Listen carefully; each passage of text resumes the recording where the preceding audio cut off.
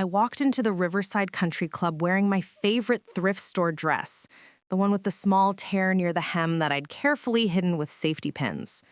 The annual Whitmore family reunion was in full swing, crystal glasses clinking against polished tables, designer handbags casually draped over mahogany chairs like they cost more than most people's rent, which they probably did. My cousin Jasmine spotted me first, her perfectly contoured eyebrows raising just enough to signal to the others that the family disappointment had arrived. "Oh, look," she whispered to my Aunt Patricia, though not quietly enough. "Delilah actually showed up." I smoothed my dress and walked toward the registration table, where my grandmother Beatrice sat like a queen holding court. At 82, she still commanded every room she entered. Her silver hair pulled back in a perfect chignon, her pearls catching the light from the crystal chandelier above.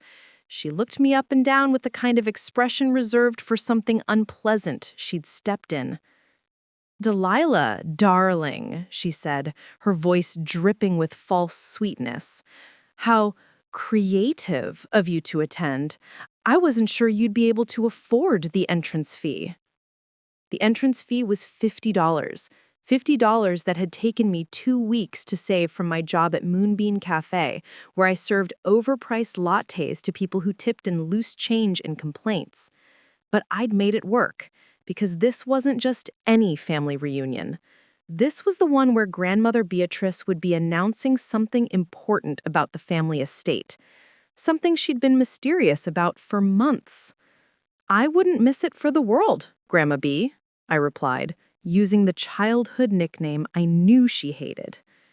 My brother Cameron appeared at my elbow, looking like he'd stepped out of a men's fashion magazine in his tailored navy suit. Behind him stood his wife Penelope, her blonde hair arranged in beachy waves that probably cost more than I made in a month. They both looked at me like I was a stray dog that had wandered into their gated community. "Delilah," Cameron said, shaking his head, "please tell me you at least tried to look presentable today?" I glanced down at my outfit. The dress was clean, pressed, and modest. My shoes were comfortable flats from a discount store, and my hair was pulled back in a simple bun. I looked perfectly fine for a family gathering. But in the Whitmore family, fine was never enough. "I think I look nice," I said quietly. Penelope let out a tinkling laugh that sounded like broken glass. "Oh, sweetie, nice isn't really the word I'd use." Before I could respond, my father, Richard, approached with his new wife, Cordelia. At 55, he'd traded in my mother for a younger model 2 years after the divorce. And Cordelia never let me forget that I was a reminder of his previous life. She clung to his arm like a designer accessory, her red lipstick perfect, despite having finished what looked like her third martini. "There's our little dreamer," and the word dreamer came out like an insult.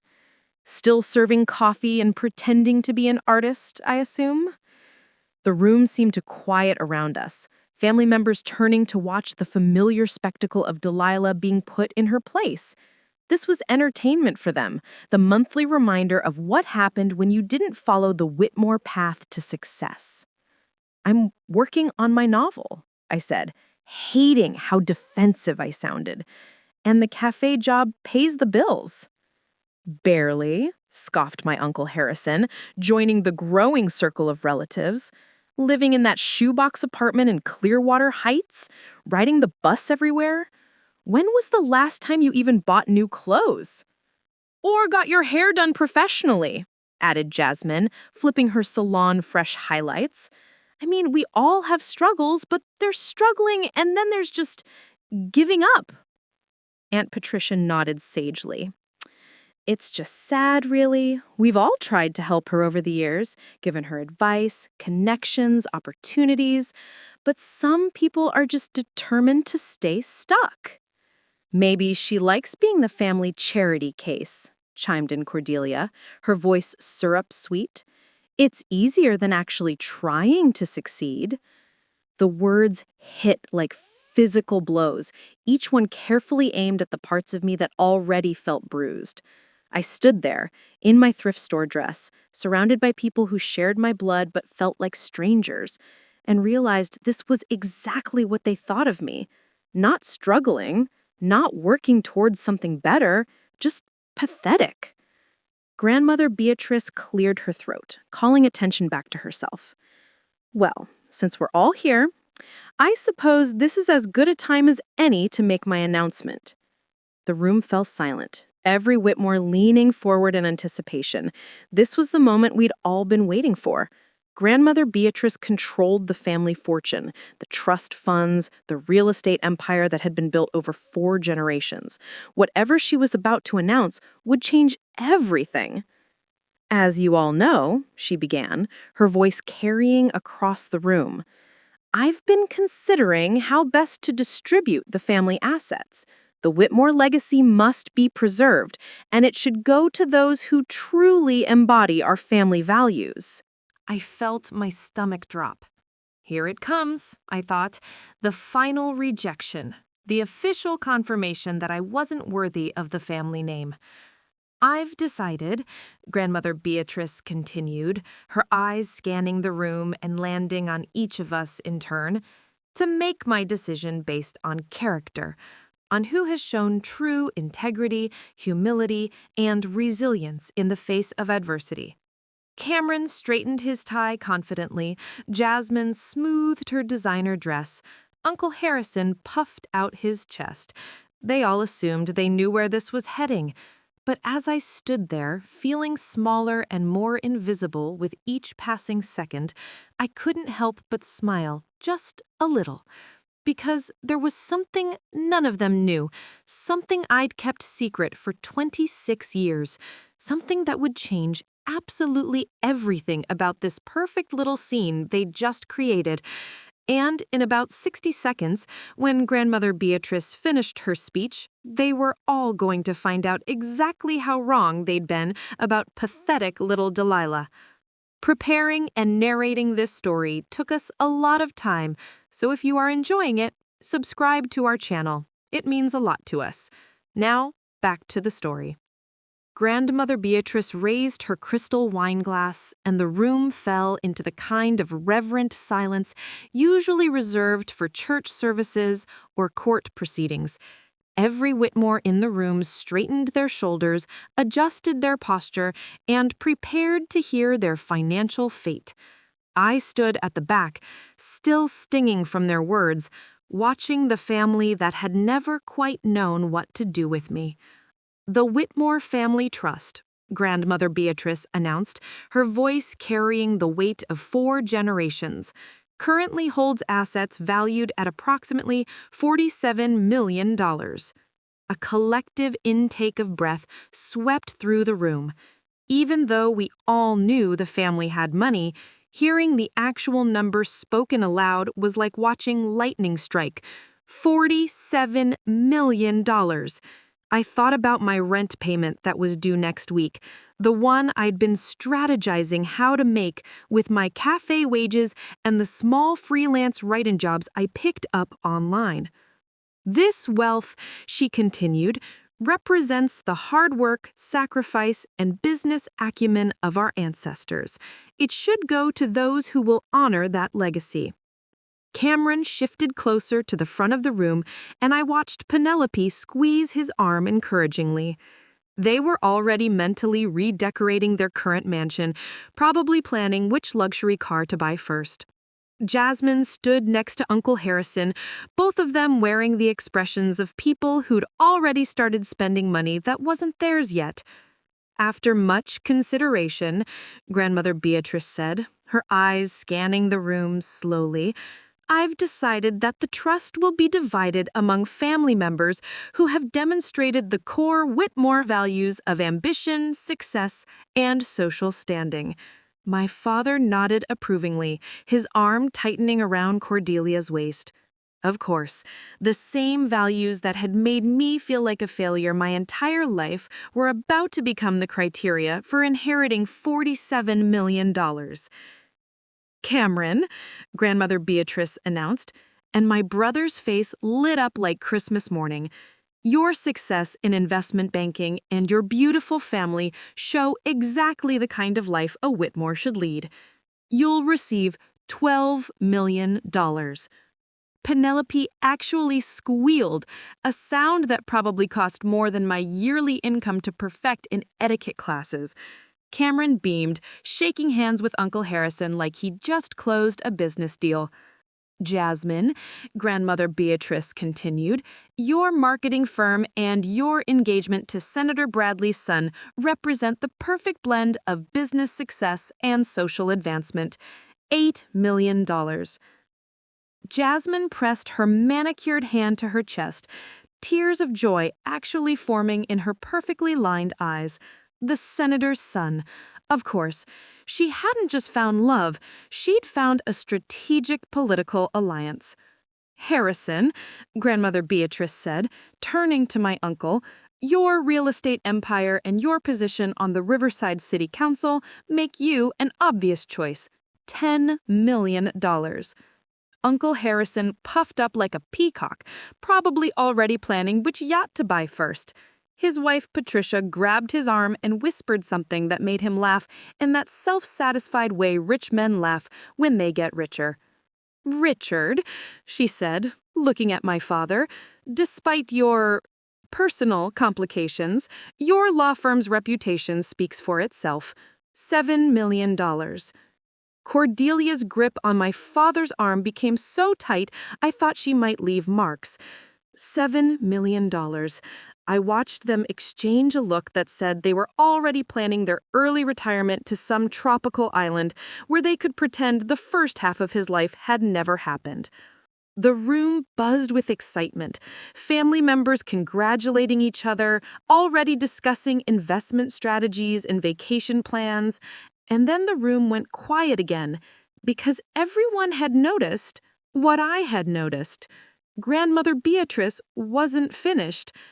That leaves $10 million, she said, her voice suddenly cooler.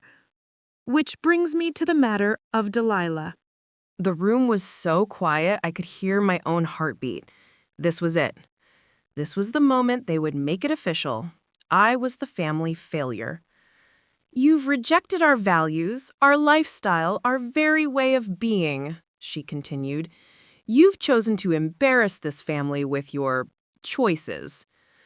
I wanted to say something, to defend myself, to explain that I wasn't trying to embarrass anyone. I was just trying to figure out who I was supposed to be. But the words stuck in my throat like concrete. It would be irresponsible of me, Grandmother Beatrice said, her words falling like hammer blows, to reward such behavior. Therefore, Delilah will receive nothing from the family trust. Nothing. The word echoed in my mind like a gunshot. Cameron looked genuinely surprised, like he hadn't expected them to cut me out completely. Even Jasmine seemed a little uncomfortable, shifting her weight from one designer heel to the other. But it was Aunt Patricia who delivered the final blow.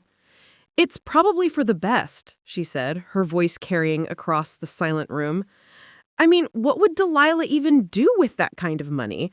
She'd probably just waste it on more art supplies and organic coffee beans. Uncle Harrison chuckled. Or donate it all to some charity for struggling writers. You know how she is about her causes. This is actually a kindness, Cordelia added, her voice dripping with false sympathy. Can you imagine the pressure, the responsibility? She's clearly not equipped for it. My father, my own father, nodded slowly. Beatrice is right. Delilah has never shown any interest in building wealth or maintaining social standing. This money needs to go to people who understand its value. One by one, they all agreed. My own family, the people who were supposed to love me unconditionally, stood in that crystal chandelier room and agreed that I was too pathetic, too irresponsible, too fundamentally flawed to deserve a place at their table. I stood there, feeling like I was shrinking with each word, becoming smaller and more invisible until I might just disappear entirely. The thrift store dress that had felt perfectly fine an hour ago now felt like a costume, like I was playing dress up in a world where I didn't belong.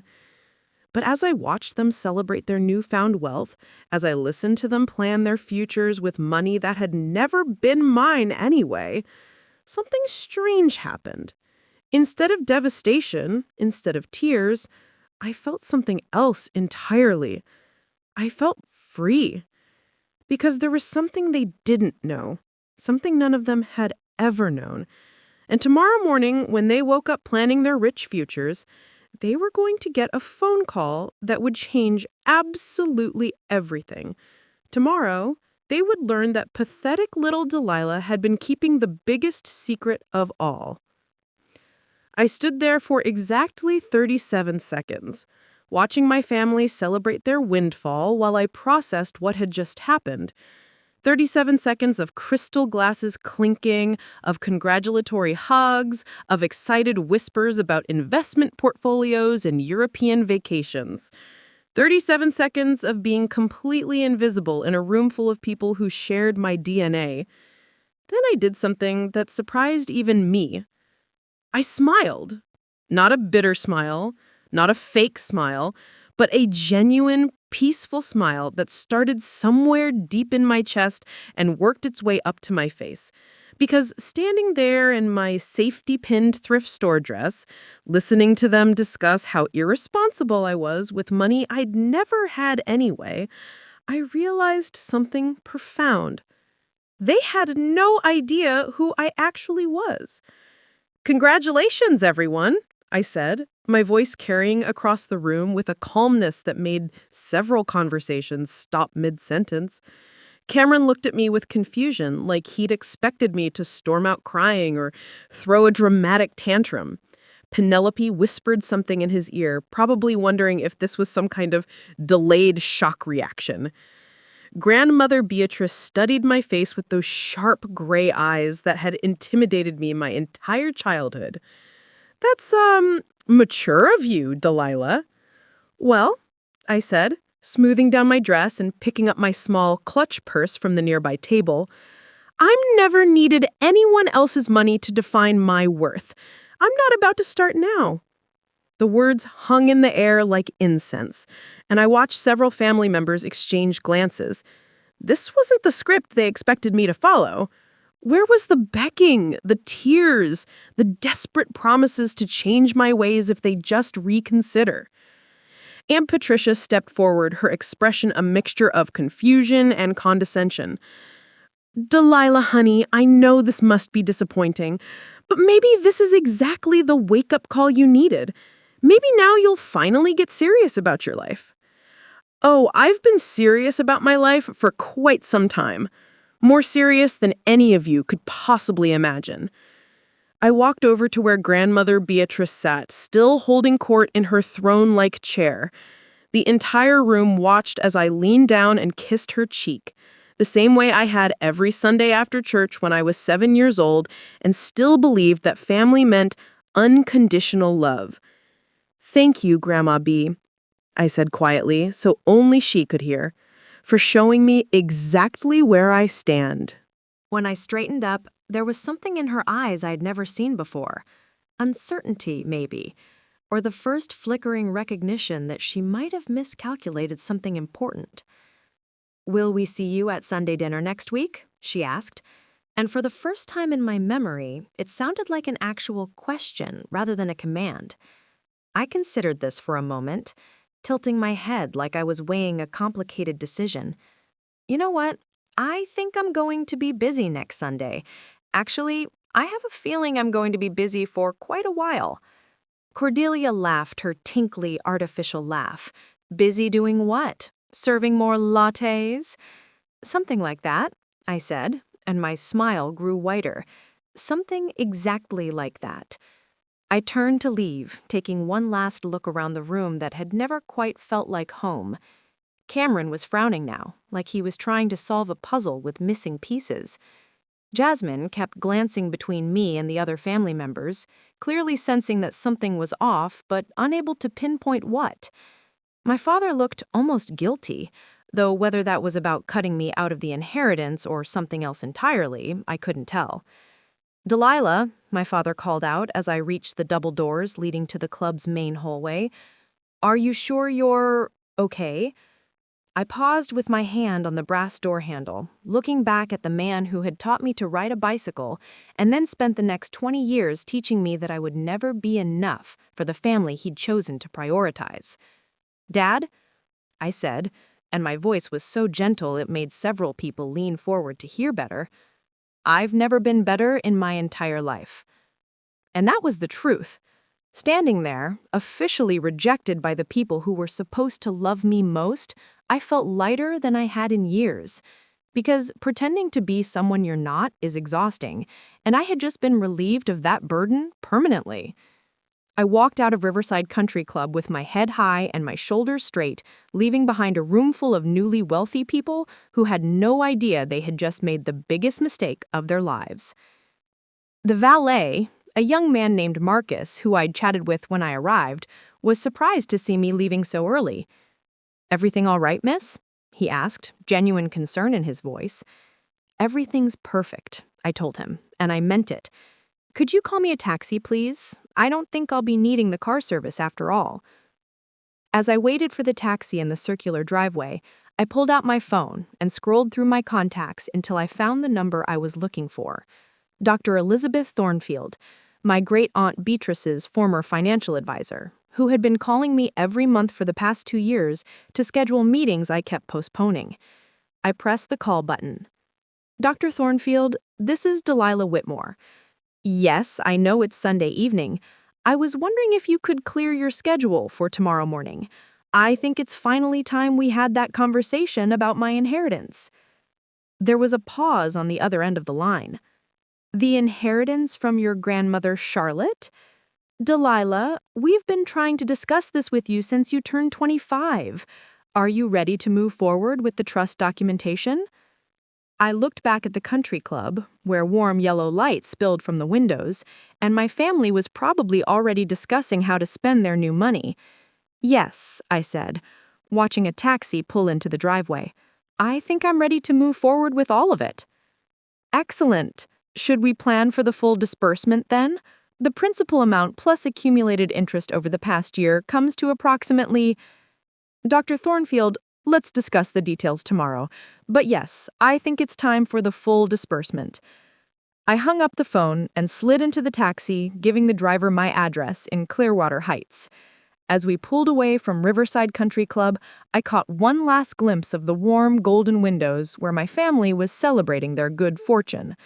They called my life pathetic. They decided I was unworthy of their legacy. They had written me off as a failure who would never amount to anything. Tomorrow morning, they were going to learn that pathetic little Delilah had been sitting on a $68 million trust fund from her other grandmother for the past year, waiting for the right moment to claim it. And the right moment, I realized, as the taxi carried me home through the city lights, had finally arrived. Dr. Elizabeth Thornfield's office occupied the entire 42nd floor of the Meridian Tower, with floor-to-ceiling windows that offered a breathtaking view of the city skyline. I sat across from her mahogany desk at 9 o'clock sharp Monday morning, wearing the same thrift store dress from the reunion, because, honestly, it was still the nicest thing I owned. But that was about to change. "Delilah," Dr. Thornfield said, sliding a thick manila folder across the desk, "I have to admit, when you called yesterday, I thought you might change your mind again. You've been remarkably patient about this inheritance." She was a woman in her early 60s, with silver hair pulled back in an elegant bun, and the kind of confidence that comes from managing generational wealth for 3 decades. Her expression was warm but professional as she opened the folder to reveal documents that would change my life forever. "Your great-grandmother Charlotte's trust has been managed conservatively but aggressively," she continued, pulling out financial statements that made my head spin. "When she established it 27 years ago, the initial investment was $40 million. Today, with compound interest, strategic investments, and careful management, the total value is $68.4 million. The number hit me like a physical force. $68 million? While I'd been worrying about next week's rent, while my family had been calling me pathetic, while I'd been carefully budgeting every coffee and bus fare, I'd been sitting on more money than my grandmother Beatrice's entire trust fund. There are some conditions, Dr. Thornfield explained, turning to another page. Your great-grandmother was very specific about the disbursement terms. The full amount becomes available to you at age 25, which you reached 14 months ago. However, she included some interesting stipulations. I leaned forward, fascinated. Great-grandmother Charlotte had died when I was 3 years old, but I'd heard stories about her. She'd been the family rebel, the one who'd married for love instead of social status, who'd built her own fortune through real estate investments that everyone said were too risky. First, Dr. Thornfield continued, the money comes with no restrictions on how you spend it. She wanted you to have complete financial freedom. Second, and this is unusual, she specifically requested that the inheritance remain secret until you chose to reveal it. Secret? Yes. She didn't want anyone in your family to know about it unless you decided to tell them. She was quite insistent about this point. Dr. Thornfield smiled slightly. She wrote in her will that she wanted you to discover who truly loved you for yourself, not for your potential inheritance. A chill ran down my spine. Great-grandmother Charlotte had somehow predicted exactly what would happen at yesterday's family reunion. She'd seen into the future and known that the rest of the family would reveal their true colors when they thought I had nothing to offer them. When can I access the funds? I asked, my voice barely above a whisper. Immediately. I can have the paperwork completed by this afternoon. The money can be transferred to your accounts by Wednesday morning. She paused, studying my face. Delilah, this is a life-changing amount of money. Do you have any immediate plans? I thought about yesterday, about sitting in that country club watching my family celebrate their good fortune while dismissing me as worthless. I thought about grandmother Beatrice's cold dismissal, about my father agreeing that I wasn't equipped for wealth, about Cordelia suggesting it would be kindness to give me nothing. Actually, I said, reaching into my purse for my phone, I think I'd like to make a call first. Dr. Thornfield nodded and gestured toward the conference room. Take all the time you need. I walked into the glass-walled conference room and dialed a number I'd memorized years ago, but never had reason to use. It rang twice before a familiar voice answered. Whitmore Financial Management, this is Natalie speaking. Hi, Natalie. This is Delilah Whitmore. I was wondering if I could speak with my brother Cameron, please. There was a brief pause. Cameron's assistant knew who I was, of course, but I'd never called his office before. Oh, Delilah. Hi. Cameron is in a meeting right now, but I can't interrupt him if it's urgent.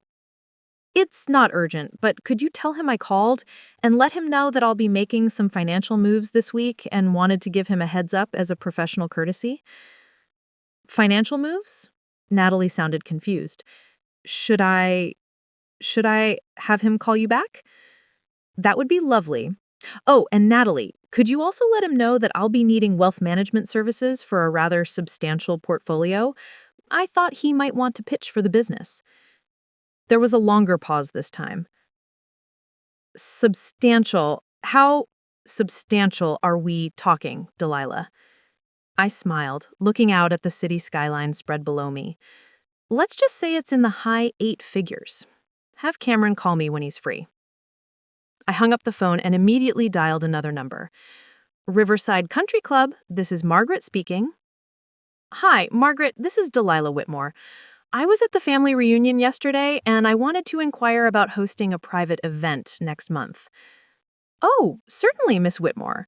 What type of event were you thinking? A charity gala. I'm establishing a foundation and will need space for about 200 guests. Full dinner service, open bar, live entertainment. Money is no object. Margaret's tone shifted instantly from polite to eager. That sounds wonderful. Let me transfer you to our event coordinator. May I ask what the foundation supports? Arts education for underprivileged youth. We'll be making some significant donations to local arts programs. After booking a preliminary meeting with the country club's event coordinator, I made one more call. This one to the Riverside Herald. the local newspaper that covered all the social events and charity functions in our area. Herald Newsroom, this is Jennifer. Hi, Jennifer. This is Delilah Whitmore. I'm calling to discuss a story about a new charitable foundation that's being established in the area. We'll be making some substantial donations to local arts programs. How substantial? Jennifer asked, and I could hear her switching into reporter mode. The initial endowment will be $5 million, I said, picking a number that was significant but not so large as to seem unbelievable. We're planning a launch gala next month at Riverside Country Club. $5 million? Jennifer's voice rose an octave. And you said your name was Whitmore? Are you related to the Whitmore family? I am, I said simply. I am Delilah Whitmore, and this foundation is very close to my heart. When I finally returned to Dr. Thornfield's office, she looked up from the document she'd been preparing with raised eyebrows. You look different, she observed. More decisive. I feel different, I admitted. Let's proceed with the full disbursement. And Dr. Thornfield, I think I'm ready to stop keeping secrets. She smiled and pushed the signature pages toward me. Your great-grandmother would be proud. She always said the best revenge was living well. As I signed document after document, officially claiming my inheritance, I thought about what would happen over the next few hours. Cameron would get my message and call back in confusion. The country club would start buzzing about the mysterious Whitmore hosting a charity gala. The newspaper would begin investigating the story of a $5 million foundation. And by dinner time, every single person who had dismissed me as pathetic would be scrambling to figure out how they'd missed something so enormous. The best part? I was just getting started. The first call came at 2:47 p.m. on Tuesday. I was sitting in my tiny apartment in Clearwater Heights, surrounded by moving boxes I'd ordered online the night before, when my phone rang. Cameron's name flashed on the screen, and I let it ring exactly 4 times before answering. Hi, Cameron, I said, my voice perfectly calm as I continued wrapping my few belongings in newspaper. Delilah? His voice was tight, controlled, but I could hear the confusion underneath. I got your message yesterday. Natalie said you called about, wealth management services? That's right, I said, carefully placing my grandmother Charlotte's tea set, the only valuable thing I had inherited from her, or so I thought, into a box. I'm going to need someone to help me manage a substantial portfolio, and I thought I'd give you first consideration since you're family. There was a long pause. Delilah, I don't understand. What portfolio? You work at a coffee shop. I do work at a coffee shop. I agreed, cheerfully. Well, I did until this morning. I put in my notice today, actually. Moonbeam Cafe was very understanding about my transition into other ventures. Other ventures? Delilah, what the hell is going on? I could picture him in his corner office, probably loosening his tie the way he did when he was stressed. Cameron, when Natalie told you I was looking for wealth management for a high 8-figure portfolio, what exactly did you think that meant? Another pause, longer this time.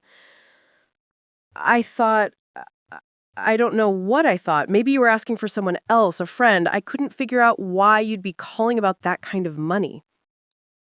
High 8 figures, Cameron. That means somewhere between $10 million and $99 million. I opened another box and started packing my art supplies. For clarification, we're talking about the higher end of that range. The silence on the other end of the line stretched so long I wondered if the call had dropped. Cameron, are you still there? Where? His voice cracked slightly. Where would you get that kind of money? Well, I said, settling into my second-hand armchair for what I knew would be a long conversation. It turns out great-grandmother Charlotte left me a little something when she died. Apparently, it's been growing in a trust fund for the past 23 years. That's impossible. Cameron's voice was flat now, like he was stating a mathematical fact. Great-grandmother Charlotte died with nothing. Dad always said she spent everything on those risky real estate investments. Dad was wrong, I said simply. Those risky investments paid off quite handsomely. $68 million handsomely, to be exact. I heard something crash in the background, probably Cameron dropping his coffee mug, a nervous habit he had since college. $68 million, he repeated slowly, like he was translating a foreign language. $68.4 million, actually. But who's counting? Why didn't you tell us? His voice had shifted from confusion to something that sounded almost like anger. Why didn't you say anything at the reunion? I stopped packing and really considered the question. Cameron, yesterday at the reunion, our entire family stood in a room and explained in detail why I was too pathetic, too irresponsible, and too fundamentally flawed to deserve any portion of a $47 million inheritance. Why would I have interrupted that conversation to mention that I already had more money than all of you? But we thought, we didn't know. You didn't know because you never asked. In all the years I've been the family disappointment, did any of you ever ask about my life? Really? Ask? Or did you just assume that because I chose to work at a coffee shop and live simply, I must be struggling? Cameron was quiet for a long moment. When he spoke again, his voice was smaller. Delilah, we had no idea. I know you didn't. That was the point. My phone buzzed with another incoming call. Jasmine. I declined it and focused on Cameron. Listen, he said, and I could hear him trying to recover his composure. Obviously, there's been a misunderstanding. Maybe we should all get together and talk about this. Family meeting? A family meeting? I laughed, not unkindly. Cameron, yesterday you all had a family meeting. I was there. You decided I wasn't worth including in the family's financial future. That was your choice, and I respect it. But this changes everything. Does it? I asked, genuinely curious. Does the fact that I have money change who I am as a person? Does it make my choices less pathetic? Does it make me more worthy of love and respect? That's not... We never said you weren't worthy of love. Actually, you did. Maybe not in those exact words, but when you looked at me in my thrift store dress and decided I was too much of a failure to include in the family trust, you made it very clear what kind of love yours was. Conditional love. Love with a price tag. My phone buzzed again. This time, it was my father calling. Then Jasmine again. Then Uncle Harrison. Word was spreading fast. The whole family is calling me, I told Cameron. I assume you've shared the news? I may have mentioned it to Penelope, and she might have called everyone immediately?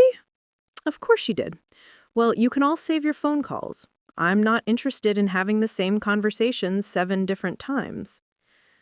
Delilah, please, just, what do you want from us? It was such a simple question, but it hit me like a revelation. What did I want from them? An apology? Acknowledgement that they'd been wrong? Begging for forgiveness? You know what, Cameron? I don't want anything from you. For the first time in my life, I don't need anything from this family. And it's the most liberating feeling I've ever experienced. But we're still family. Family, I repeated, looking around my small apartment that would soon be a memory. Yesterday, when I asked if we were still family, what did you tell me? What did all of you tell me? Cameron didn't answer, but I could hear his breathing, heavy and uncertain. You told me that family money should go to people who embody Whitmore values. You told me that I was an embarrassment to the family name. You told me that giving me anything would be irresponsible because I clearly wasn't equipped to handle wealth or responsibility. We were wrong. You weren't wrong, Cameron. You were honest. You showed me exactly how you really feel about me, and I'm grateful for that clarity. It's helped me make some important decisions about my future. My phone was buzzing constantly now, with calls and texts. The Whitmore family panic had officially begun. What kind of decisions? Cameron asked, and there was something that sounded like fear in his voice. I looked out my window at the city skyline, thinking about the charity gala I was planning, the foundation I was establishing, the new life I was about to build. The kind of decisions, I said, that are going to make very interesting reading in tomorrow's newspaper. The Riverside Herald ran the story on Wednesday morning, front page of the lifestyle section, with a headline that made my coffee taste better than it had in years.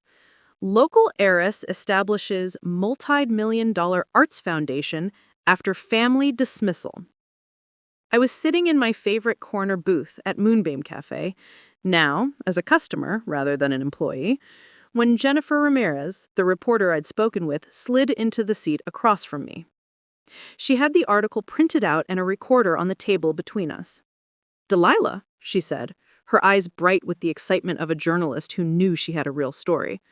"When we talked on Monday, you mentioned a $5 million foundation, but after some digging, I've discovered your inheritance is significantly larger than that." I sipped my latte, made by my former coworker Tyler, who kept shooting me confused glances, and smiled. "You're a thorough reporter, Jennifer." $68 million, she consulted her notes, from your great-grandmother Charlotte Whitmore's trust fund. Money that apparently no one in your family knew about? That's correct. Jennifer leaned forward, her pen poised over her notepad. And according to my sources at Riverside Country Club, just 2 days after your family publicly excluded you from their $47 million inheritance, you booked their grand ballroom for a charity gala with an unlimited budget. Also correct. Jennifer, help me understand the timeline here. On Sunday, your family held their reunion where they distributed their trust fund and gave you nothing. By Monday morning, you were claiming your own inheritance that dwarfs theirs. This seems like more than a coincidence. I set down my coffee cup and really looked at Jennifer. She was about my age, probably working hard to build her career in journalism, and she'd stumbled onto what was likely the biggest story she'd ever covered. "Jennifer, what would you do if your family spent your entire life telling you that you weren't good enough, smart enough, or worthy enough to be considered a real member of the family?" "I'd probably be pretty hurt," she said honestly. "And what if they made that official by excluding you from their inheritance while standing in a room full of people and explaining in detail why you were too pathetic to deserve their consideration?" Jennifer's expression shifted from professional interest to genuine concern. That would be devastating. "It was," I said simply, "but it was also liberating. Because for the first time in my life, I saw my family clearly. I saw that their love was conditional, their respect was transactional, and their acceptance was based entirely on external measures of success." "So you decided to reveal your inheritance?" "I decided to stop hiding who I really was to make them comfortable." I pulled out my phone and showed her a photo I'd taken that morning. "This is the check I'm donating to Roosevelt Elementary's art program. $500,000. It will fund art classes, supplies, and teacher salaries for the next 10 years. Jennifer stared at the photo. $500,000 to one school? The first of many donations. The foundation isn't just about the money, Jennifer. It's about proving that wealth without compassion is meaningless. My family has spent decades accumulating money and social status while looking down on anyone who doesn't fit their narrow definition of success." I paused, thinking about how to explain something I was still figuring out myself. My great-grandmother, Charlotte, was the family rebel. She married for love instead of status, invested in risky ventures that others said would fail, and apparently she saw something in me that the rest of the family missed. Her trust fund came with instructions that it remain secret until I chose to reveal it. She wanted me to learn who really loved me for myself. And what did you learn? I learned that blood doesn't make a family.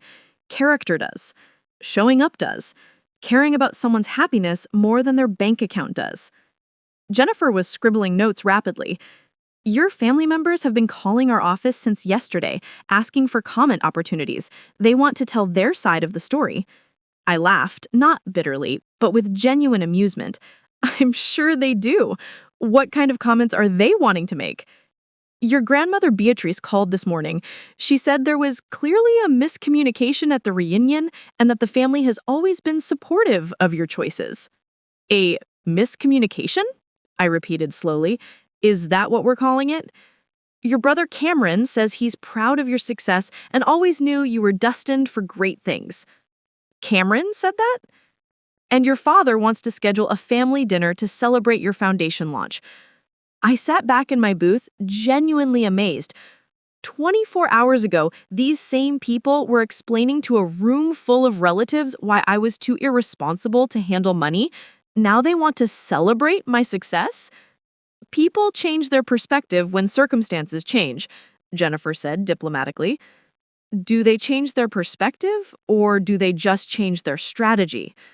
Jennifer looked up from her notes. What do you mean? I mean that if my family really believed I was worthy of love and respect, that wouldn't have changed based on my bank account balance. The fact that they're suddenly interested in rebuilding our relationship now that they know I have money tells me everything I need to know about what that relationship was really based on. So you won't be attending any family dinners.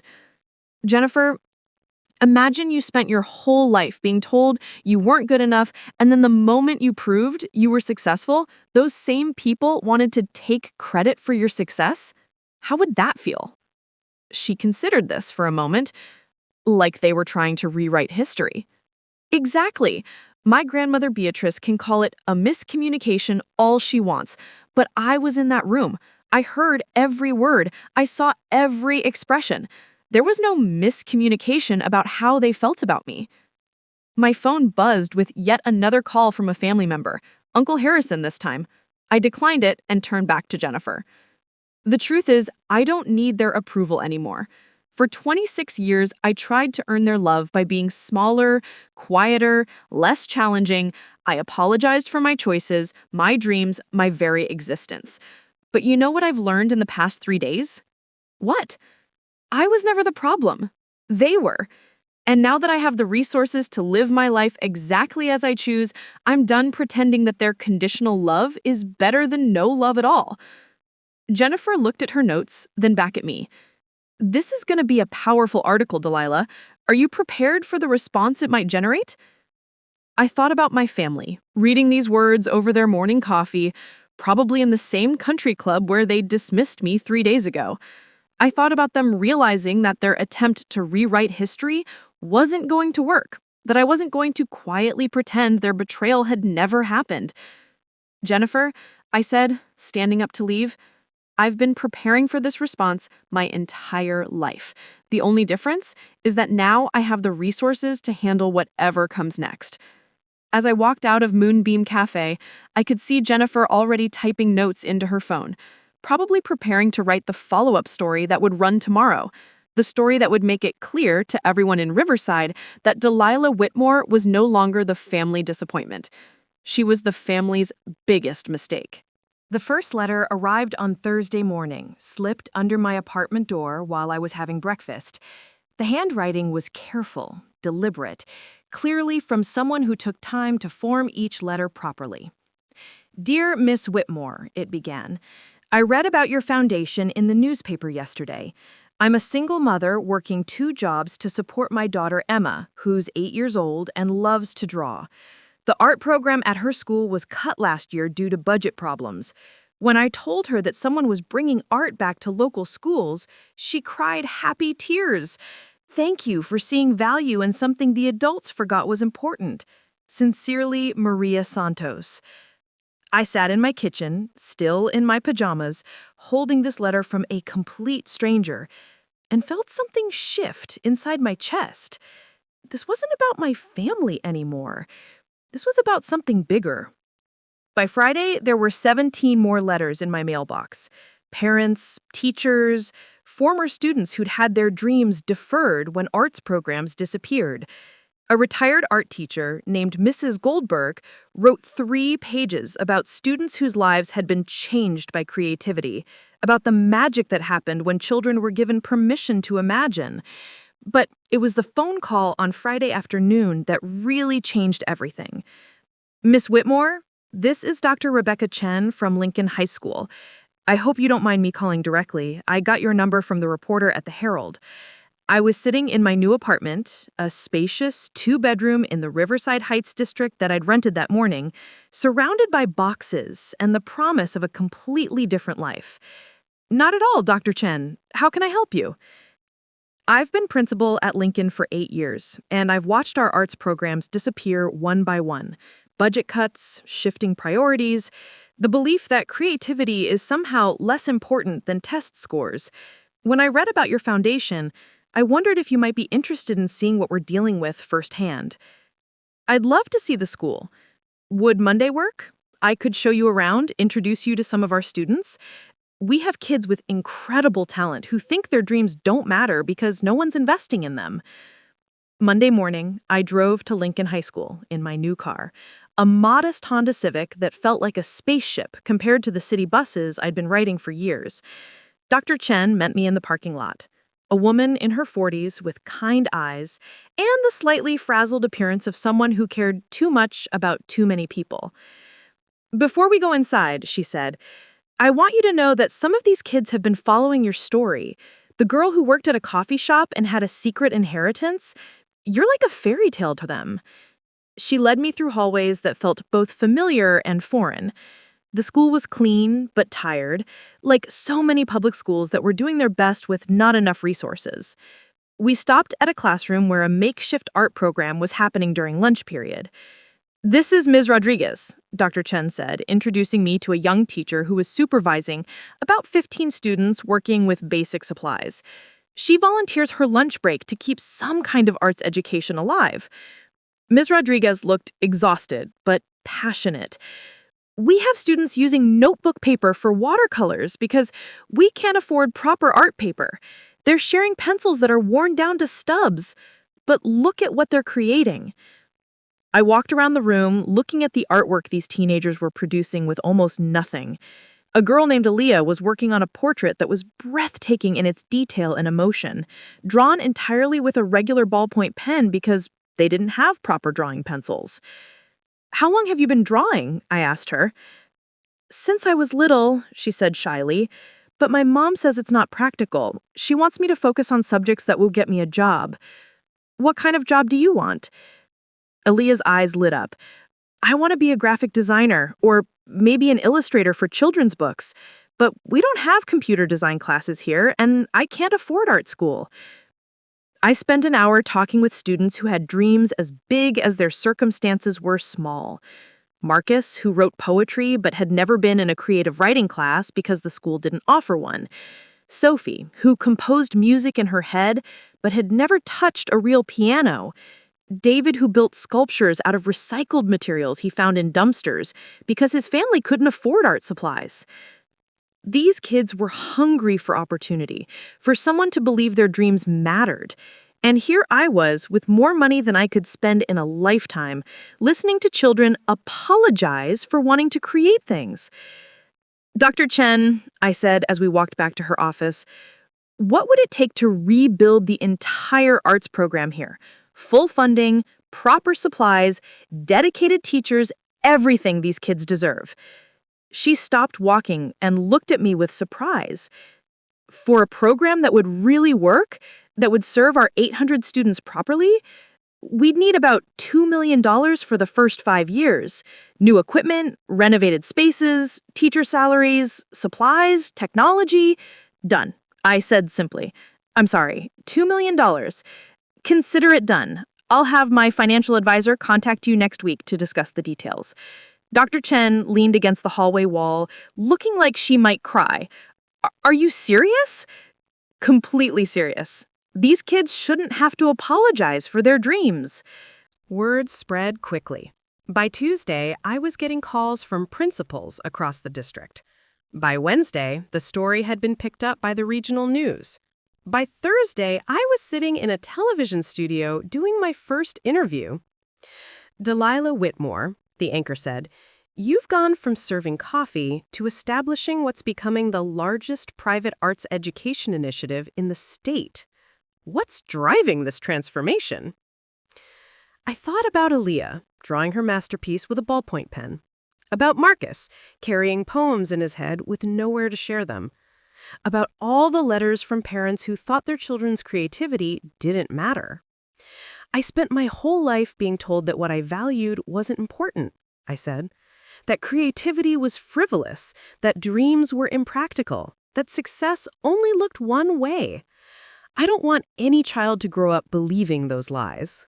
Your family has tried to reach out since your story became public. Your grandmother released a statement saying they're proud of your philanthropic work. Have you considered reconciling?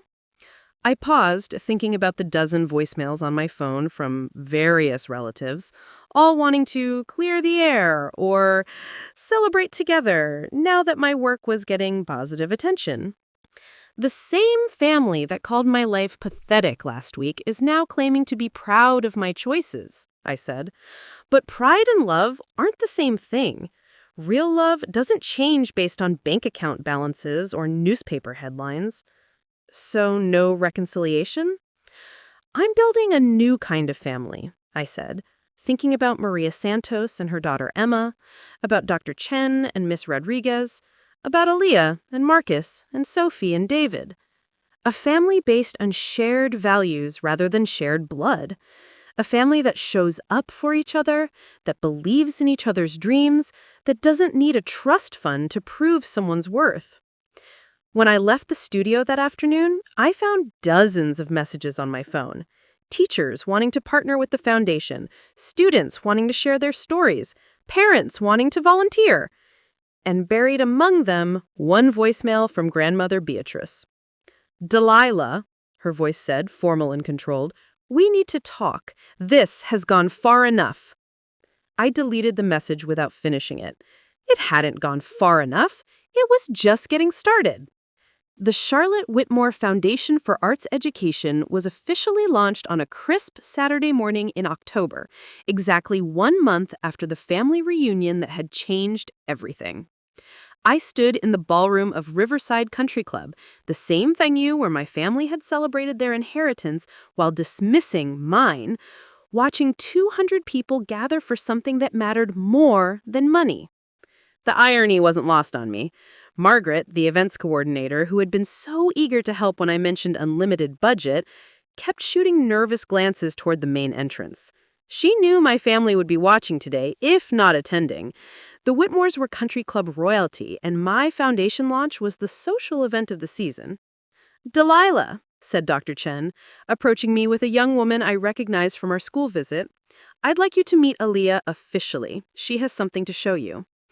Aaliyah stepped forward, no longer the shy girl drawing with a ballpoint pen.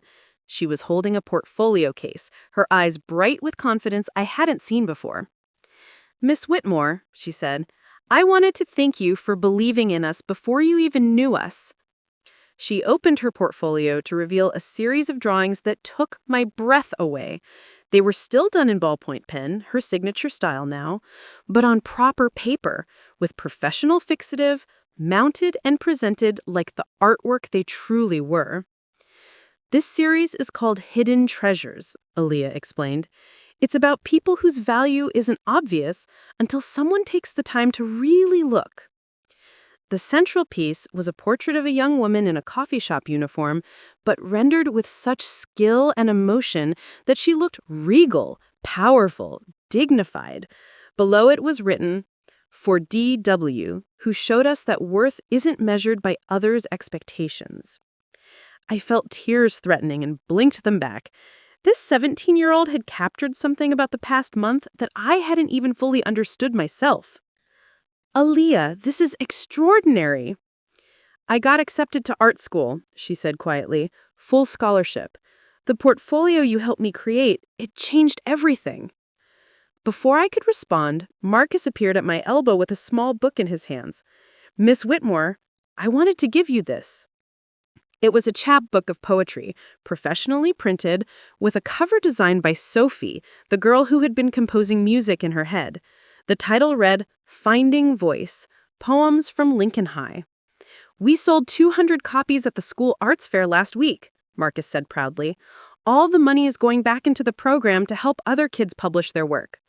I flipped through the pages, reading poems about dreams deferred, about being told you're not enough, about finding strength in unexpected places. One poem, titled The Coffee Shop Heiress, made me laugh out loud.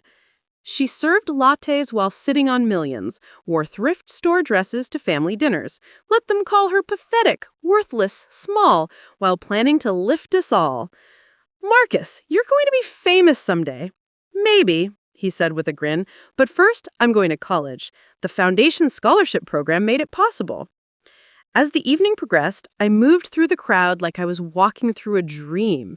Parents thanked me with tears in their eyes.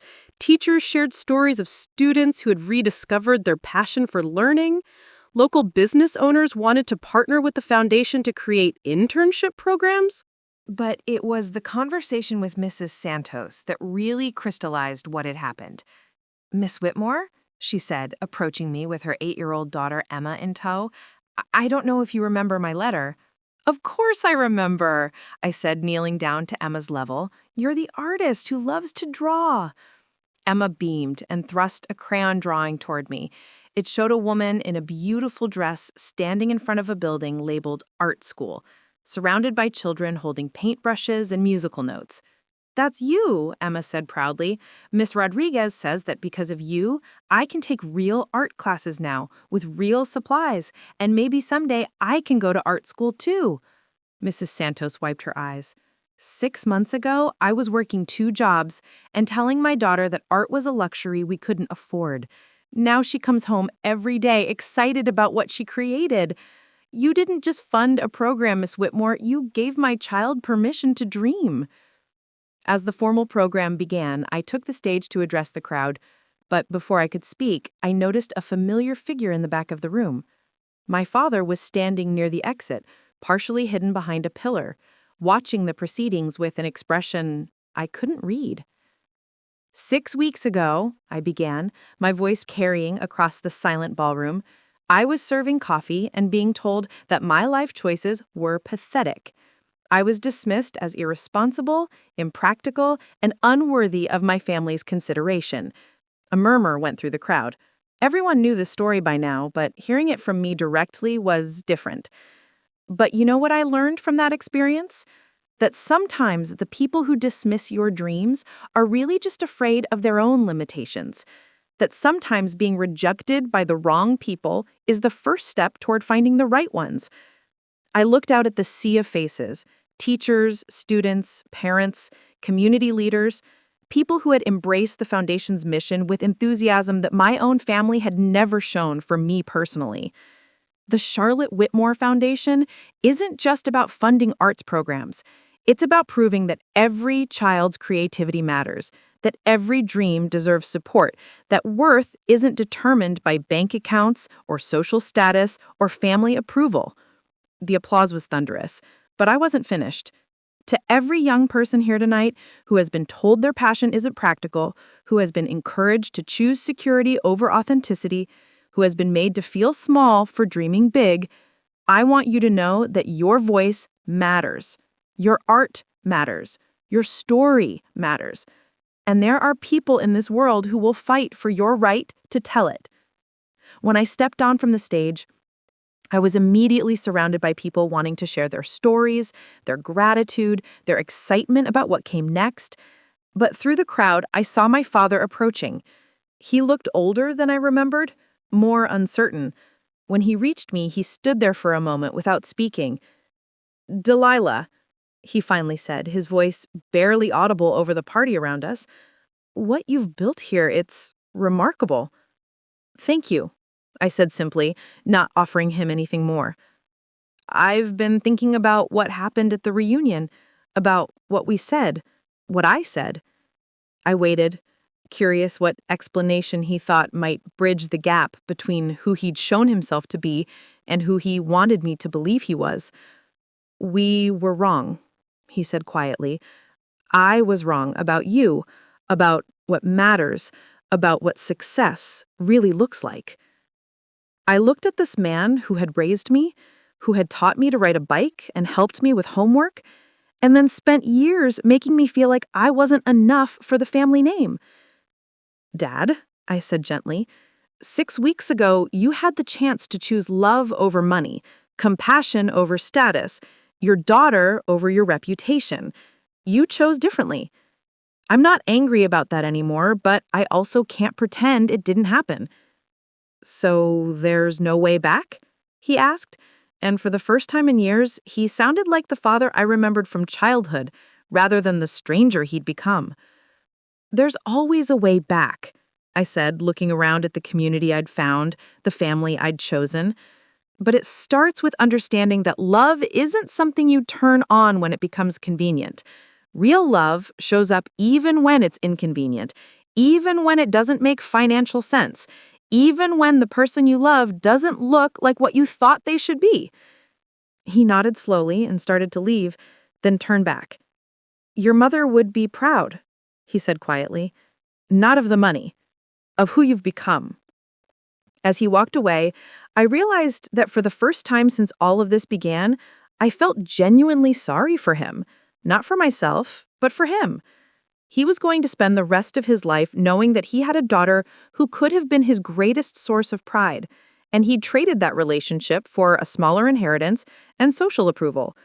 But his loss had become dozens of children's gain. His inability to see my worth had led me to create something that would help thousands of young people recognize their own worth. Sometimes the best revenge really is living well, and sometimes living well means building something bigger than the people who tried to make you small. 1 year later, I was standing in the main hallway of Lincoln High School, watching the most beautiful chaos I'd ever seen. Students were hanging artwork for the annual showcase, their voices echoing off walls that now displayed permanent installations created by young artists who had found their voices through the Foundation's programs. "Miss Whitmore," called out Jessica, a sophomore who had transferred to Lincoln specifically for the arts program. "Come see what we did in the recording studio." I followed her down the hall to what used to be a storage room and was now a state-of-the-art music production facility. Sophie, the girl who had once composed music only in her head, was sitting at a mixing board with 3 other students, putting finishing touches on an album of original songs.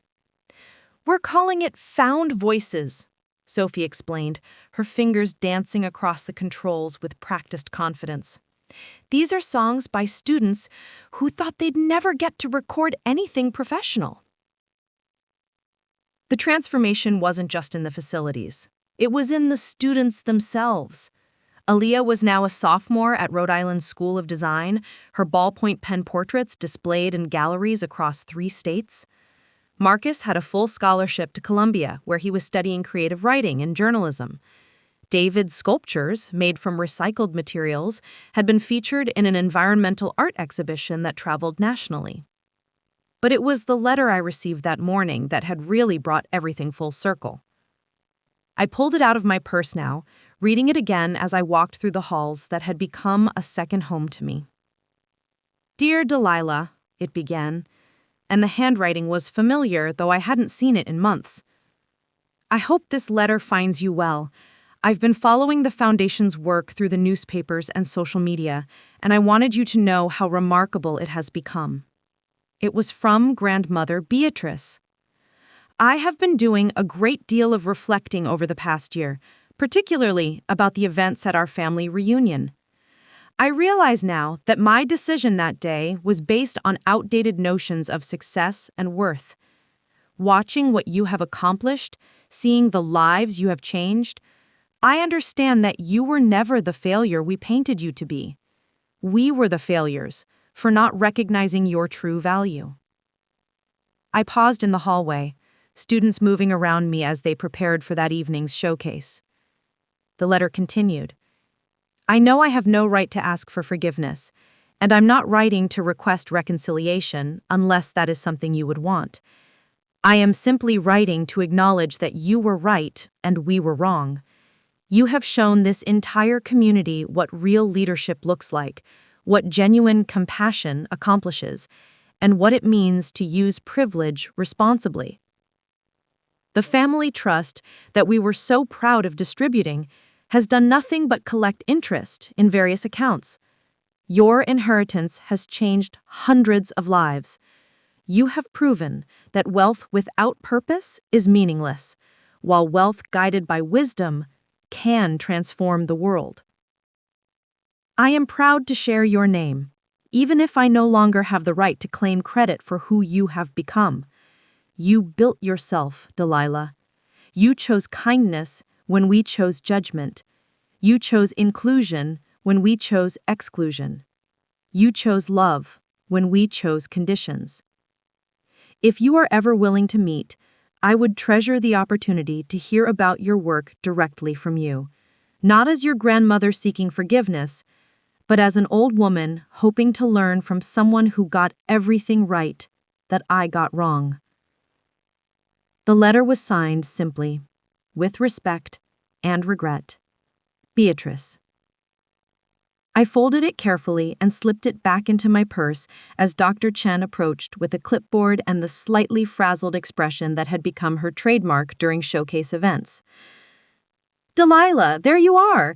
Channel 8 wants to do a live segment during tonight's showcase, and the mayor's office called about presenting you with the key to the city next month. I smiled, still processing Grandmother Beatrice's letter. Dr. Chen, do you remember what this school was like before the foundation? She paused, looking around at the bustling hallway, the students confidently preparing their presentations, the teachers who no longer looked exhausted and defeated. Barely, she said. It feels like a different lifetime. These kids, they believe in themselves now. They expect good things to happen because they've learned they deserve good things. That's what I wanted. For them to know their worth doesn't depend on anyone else's approval. That evening, the showcase was everything I had hoped it would be. Parents filled the auditorium, some wiping away tears as their children performed original songs, displayed paintings that would hang in local businesses, and recited poetry that spoke truths only teenagers can articulate. But the moment that stopped me in my tracks came when Marcus, now a college sophomore, returned to read a new poem he had written specifically for the anniversary showcase. This one is called The Long Game, he announced, and the auditorium fell silent. She played the long game while they played for points, built bridges while they burned relationships, chose children's dreams over family approval, turned rejection into revolution. They called her pathetic, small, unworthy, not knowing she was sitting on millions, not knowing she was planning their replacement, not knowing she would outlast their shallow love. She didn't fight fire with fire, didn't seek revenge with cruelty. Instead, she became what they couldn't, someone who shows up, who lifts up, who never gives up. The best revenge, she taught us, isn't destroying your enemies. It's building something so beautiful that their absence becomes irrelevant. They wanted her to bow down. Instead, she taught us all to stand up. The applause was thunderous, but I was looking at my phone, where a text had just arrived from an unknown number. Delilah, this is Cameron. I was at Marcus's poetry reading tonight. Could we talk sometime? Not about the family situation, about the foundation. I think I might have skills that could help if you'd be willing to let me try to earn a place in what you've built. I stared at the message for a long moment, then looked up at the stage where Marcus was taking his bow, at the audience full of families celebrating their children's achievements, at the teachers who had rediscovered their passion for education. This was my real family now, the one I had chosen and that had chosen me back. The one built on shared values rather than shared blood, on showing up rather than showing off, on believing in each other rather than judging each other. I typed back to Cameron, I'm willing to have a conversation, but understand that if you want to be part of this, it's not about being a Whitmore. It's about being someone who believes every child deserves a chance to discover their gifts. His response came immediately. I'm ready to learn what that means. As I drove home that night through the streets of Riverside, I passed the country club where this whole journey began. The parking lot was full, probably another social event, another gathering of people who measured worth in dollars and status. But I didn't feel angry anymore. I felt grateful. Grateful that they had shown me who they really were before I wasted more years trying to earn their approval. Grateful that their rejection had forced me to discover my own strength. Grateful that their inability to see my value had led me to help hundreds of young people recognize theirs. I had spent 26 years believing that family was something you were born into, that love was something you had to earn, that worth was something others determined for you. Now I knew better. Family is something you choose. Love is something you give. Worth is something you define for yourself. And sometimes the greatest gift people can give you is the gift of their absence, because it creates space for the right people to find you. The pathetic coffee shop girl they had dismissed was gone forever. In her place stood someone who had learned to measure success not in dollars accumulated, but in lives transformed. Someone who had discovered that the most powerful inheritance isn't money passed down from previous generations, but hope passed forward to future ones. I was no longer Delilah Whitmore, the family disappointment. I was Delilah Whitmore, the woman who turned betrayal into purpose, rejection into revolution, and conditional love into unconditional impact. And I had never been happier in my life,